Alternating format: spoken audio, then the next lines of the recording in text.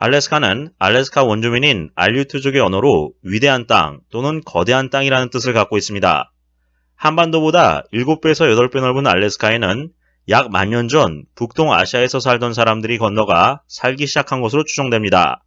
1741년에 덴마크의 탐험가였던 비투스 조나센 베링이 러시아 황제의 의뢰를 받아 북태평양을 탐험하다가 발견해 당시 전 세계에 러시아 제국 영토로 인정받았습니다.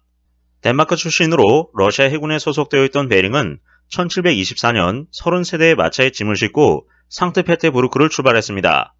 당시 러시아 사람들은 시베리아 동쪽 끝이 다른 대륙과 붙어 있는지 아니면 떨어져 있는지를 두고 갖가지 추측을 하고 있었습니다. 이에 황제인 표트르 1세가 베링에게 시베리아 동쪽 끝을 탐험해 답을 찾아내라고 지시했습니다. 약 9,900km의 대장정을 거쳐 시베리아 동쪽 끝에 도착한 베링은 시베리아가 다른 대륙과 이어져 있지 않다는 걸 확인한 뒤 1730년 수도로 돌아왔습니다. 3년 뒤 베링은 바다 너머에 땅이 있는지 확인하라는 안나 여제의 지시를 받고 다시금 시베리아 동쪽으로 갔습니다. 1741년 폭풍우를 만나 표류하던 베링은 우연히 알래스카를 발견하게 되지만 곧 식량 부족과 괴혈병으로 목숨을 잃게 됩니다. 훗날 태평양을 탐험하던 영국 해군 장교 제임스 쿡은 베링의 모험 정신을 기려 시베리아와 알래스카 사이 해협의 이름을 베링 해협이라고 지었습니다. 알래스카의 최초의 유럽인 정착지는 1784년에 세워졌습니다. 러시아 모피 사냥꾼이 코디엑 섬에 있는 스리세인니츠 베이에 건설했습니다. 1867년 러시아는 미국에 720만 달러를 받고 알래스카를 매각했습니다. 미국은 알래스카를 소유한 지 단 50년 만에 이 땅에서 100배가 넘는 수익을 올렸습니다. 그러면 지금부터 알래스카 매각을 둘러싼 복잡한 이야기를 정리해 보겠습니다.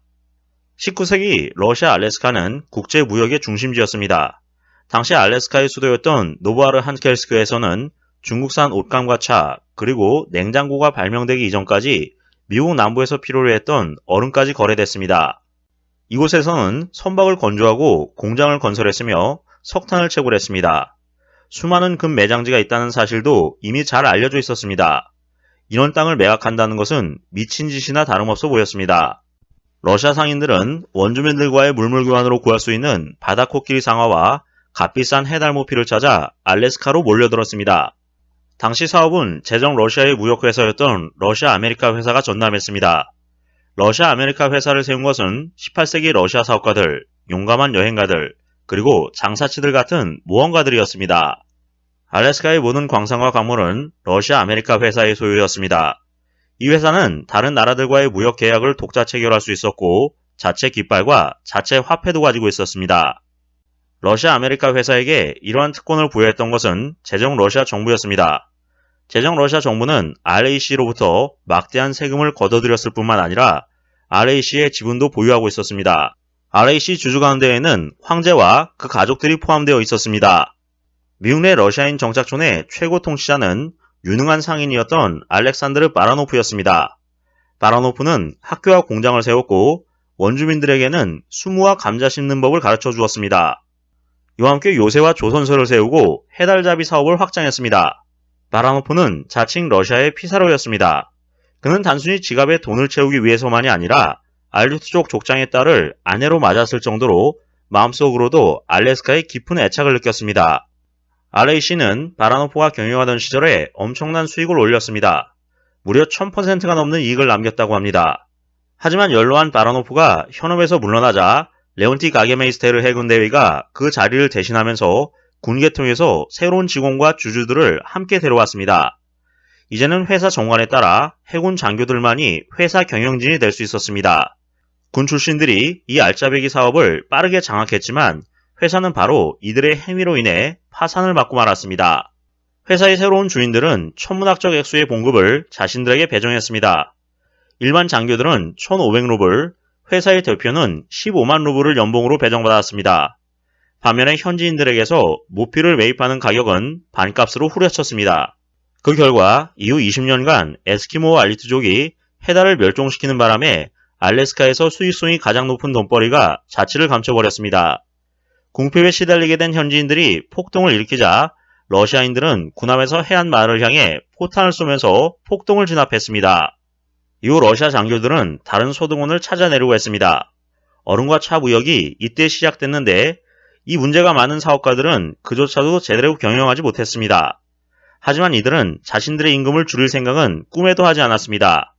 결과적으로 연 20만 루블의 국가 보조금이 러시아 아메리카 회사에 제공됐습니다. 그러나 이마저도 회사를 구해주지는 못했습니다. 설상가상으로 바로 이때 크림 전쟁이 시작됐습니다. 영국과 프랑스 그리고 터키가 러시아를 상대로 전쟁을 일으킨 것입니다. 러시아는 알래스카에 물자를 공급해 줄 수도 없었고 알래스카를 방어해 줄 수도 없었습니다. 연합국의 함선이 해로를 통제하고 있었기 때문입니다. 심지어 금채굴 전망조차도 불투명해졌습니다. 적국이었던 영국이 알래스카를 봉쇄할 수도 있다는 우려가 나왔는데 이렇게 되면 러시아는 속수무책일 수밖에 없었습니다. 이처럼 러시아와 영국 사이에는 긴장이 고조됐지만 러시아와 미국의 관계는 그 어느 때보다도 좋았습니다. 알래스카 매각 구상은 양측에서 거의 동시에 나왔습니다. 에드와르트 스테이클 워싱턴 주재 러시아 공사가 황제의 지시에 따라 윌리엄 스워드 미 국무장관과 협상을 시작했습니다. 러시아와 미국의 관리들이 협상을 진행하고 있는 동안 양국에서는 이 거래에 반대한다는 여론이 압도적이었습니다. 그럼에도 불구하고 1867년 3월 30일 워싱턴에서는 러시아가 아메리카에서 소유하고 있던 150만 헥타르의 땅을 순전히 상징적인 금액인 720만 달러에 매각하는 계약이 체결됐습니다. 심지어 시베리아의 쓸모없는 땅조차도 그렇게 헐값으로 팔지는 않았습니다. 그러나 상황은 심각했습니다. 미국이 이마저도 받아들이지 않을 수도 있었습니다. 알래스카의 공식 이양식은 노부아르 한켈스크에서 진행됐습니다. 미국과 러시아 군대가 국기 개양대 근처에 도열한 가운데 예포에 맞춰서 러시아 국기를 개양대에서 내리기 시작했습니다. 그런데 러시아 국기가 개양대 꼭대기에서 엉켜버렸습니다. 러시아 국기를 내리려고 개양대에 기어 올라간 수병이 깃발을 아래로 던졌는데 이때 깃발이 우연히 러시아군 총검에 걸리고 말았습니다. 이것은 불길한 징조였습니다. 이후 미국은 시트카로 개명한 도시의 건물들을 몰수하기 시작했습니다.